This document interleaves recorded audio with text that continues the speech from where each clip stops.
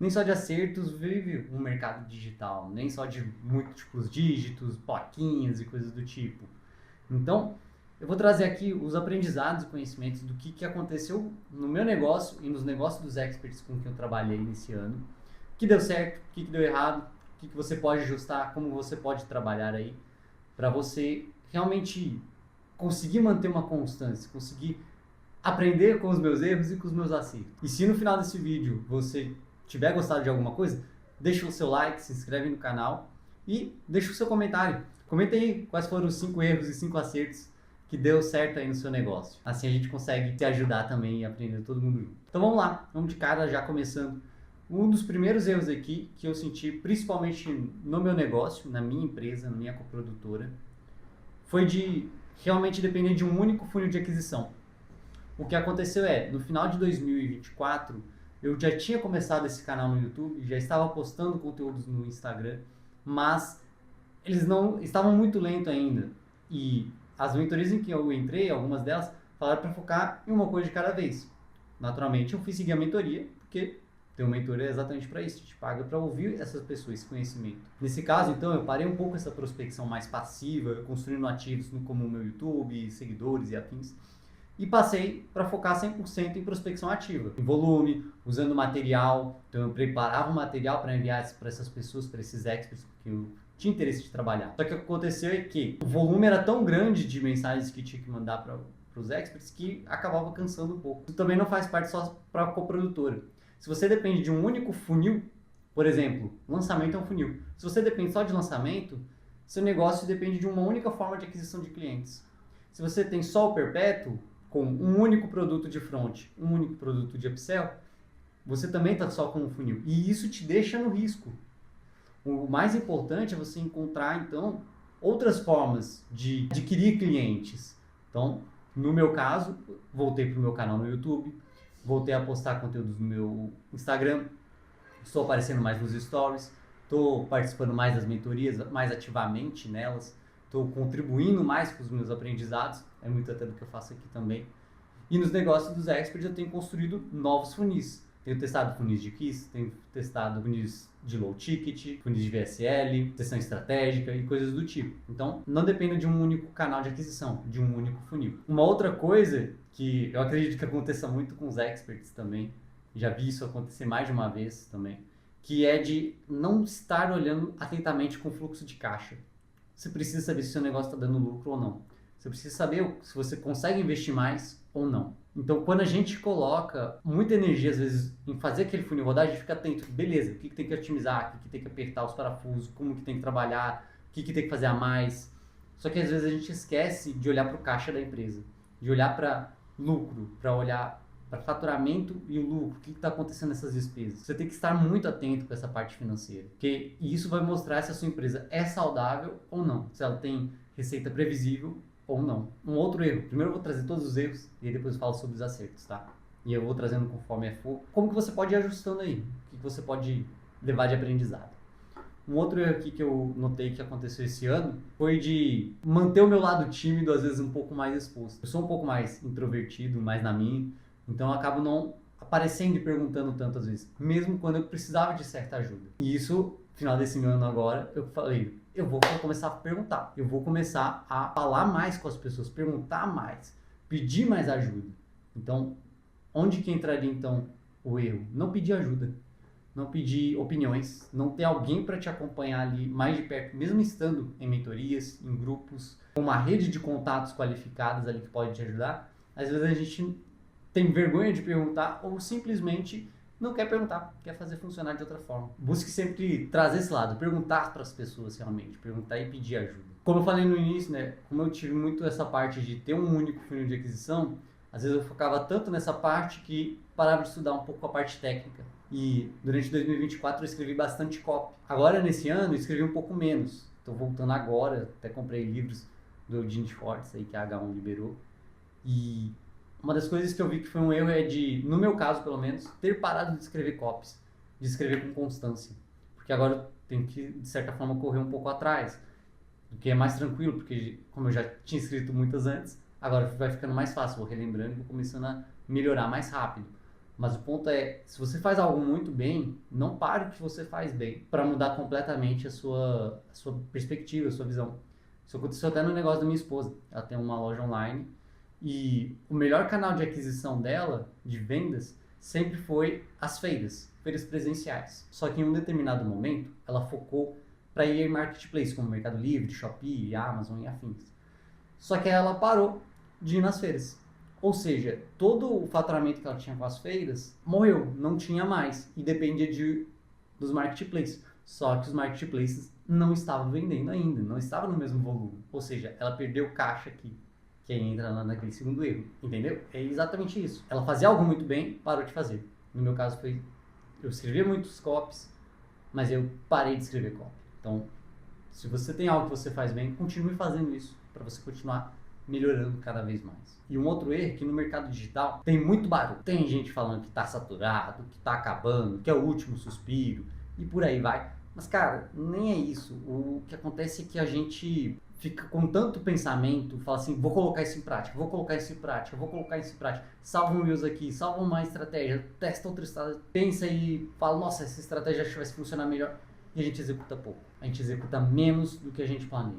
Ou seja, qual que seria o erro aqui então? Ficar planejando muito e executar pouco. Isso eu acabei notando principalmente no primeiro trimestre desse ano, que é de realmente executar mais do que planejar.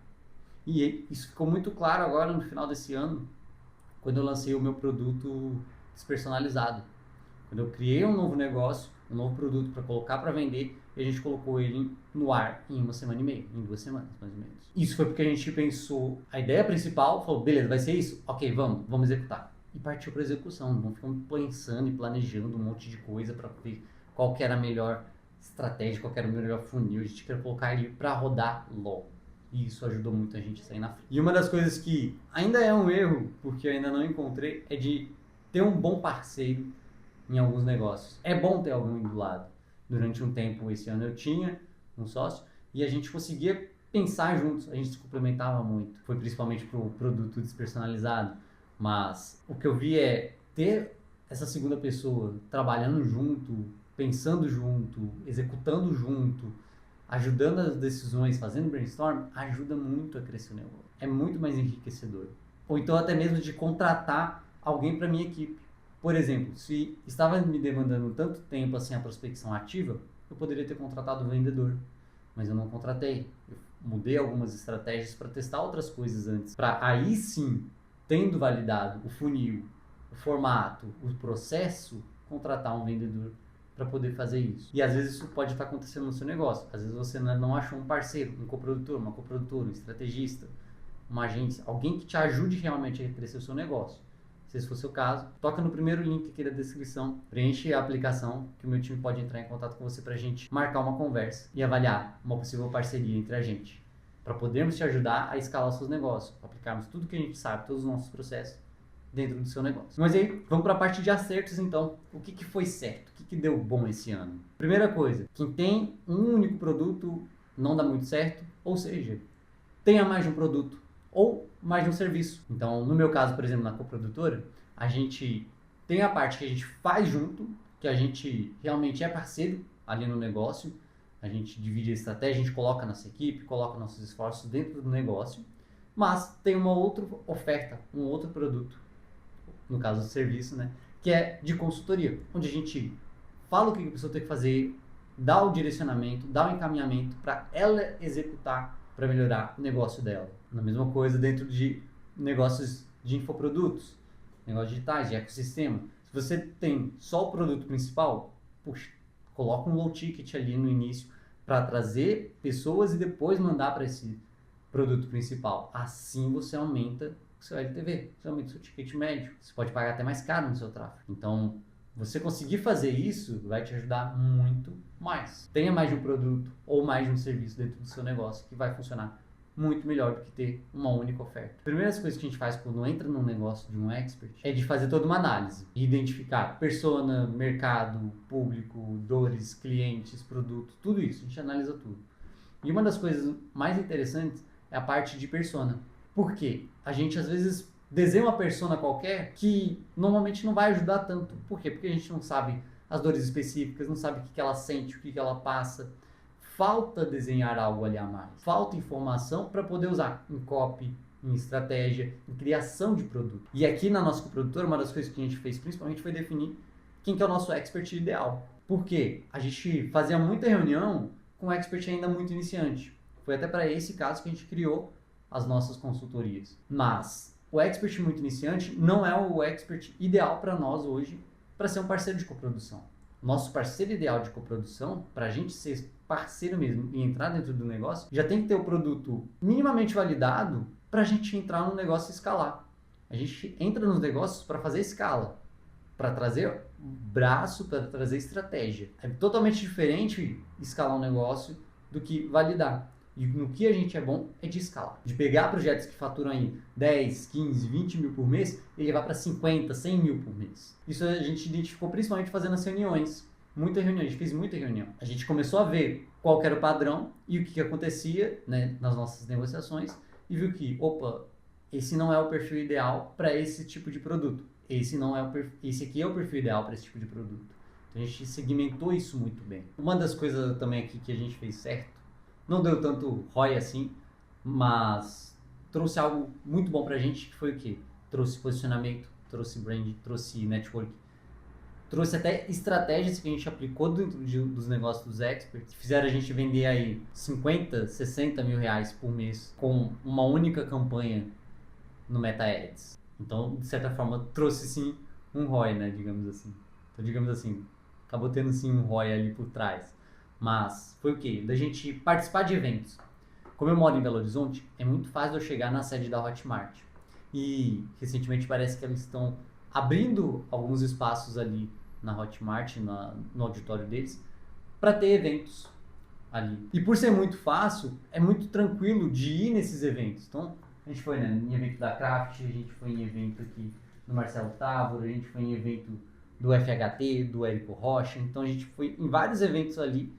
O que a gente começou a ver foi que muitas pessoas semelhantes, né, as mesmas pessoas iam sempre nos eventos, por ser também de Belo Horizonte. Então, a gente acabou tendo uma proximidade maior, trouxe um conhecimento, uma relação ali maior, sabe? E isso por si só já seria interessante. Mas durante as conversas a gente foi pegando estratégias, foi pegando termos de copy nos próprios eventos, né? As próprias palestras, elas são cheias de copy, elas têm essas informações de ideia de criativo, de ideias de copies, de falas e afins para poder usar dentro dos negócios. Então, ir em eventos foi muito bom pra gente ter esse posicionamento, conhecer as outras pessoas, relacionar mais, entender o que as outras pessoas estão fazendo que está dando certo. E espero que esse vídeo também esteja te ajudando a fazer isso. Por último, foi uma coisa mais ali no meio do ano para agora, que foi de focar em construir os próprios ativos da minha empresa.